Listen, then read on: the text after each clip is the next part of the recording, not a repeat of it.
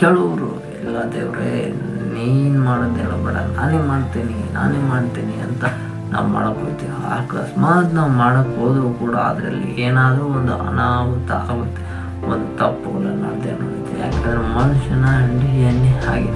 ಯಾಕಂದರೆ ಆ ಧಾಮಾವಳಿ ಯಾವಾಗ ಒಳ್ಳೆಯದು ಮತ್ತು ಕೆಟ್ಟದರ ಹರವನ್ನು ಮಾಡುವಂಥ ಮರದ ಹಣ್ಣನ್ನು ತಿಂದರೂ ಆವಾಗಲೇ ಮನುಷ್ಯನಲ್ಲಿ ಒಳ್ಳೆಯದು ಬರುತ್ತೆ, ಕೆಟ್ಟದ್ದು ಕೂಡ ಬಂದುಬಿಟ್ಟಿದೆ. ಅದರಿಂದ ಅವನು ಒಂದಲ್ಲ ಒಂದು ಕೆಲಸ ಮಾಡ್ತಾನೆ. 100% ನಾವು ಒಳ್ಳೆಯದೇ ಮಾಡಬೇಕು ಅಂತಲೇ ಬೈತಾರೆ ಕೆಲವರು. ಆದರೂ ಕೂಡ ಒಂದನ್ನು ಒಂದು ತಪ್ಪು ಅವರಿಂದ ಮಾಡ್ತೇನೆ. ಯಾಕೆ ಹೇಳಿ, ತಿಂದಿರೋ ಹಣ್ಣೇ ಒಳ್ಳೆಯದು ಮತ್ತು ಕೆಟ್ಟದಲ್ಲ. ಆದ್ದರಿಂದ 99 ಒಳ್ಳೆ ಕೆಲಸ ಮಾಡೋದು, ಒಂದು ರಾಂಗೇ ಬರ್ತದೆ. ಆದ್ದರಿಂದ ನಮ್ಮ ದೇವ್ರನ್ನ ನಮ್ಮ ಮುಂದಾಗಿ ಬಿಟ್ಬಿಟ್ರೆ ಒಂದು ರಾಂಗ್ ಅನ್ನೋದೇ ವಿಷಯನೇ ಇರಲ್ಲ.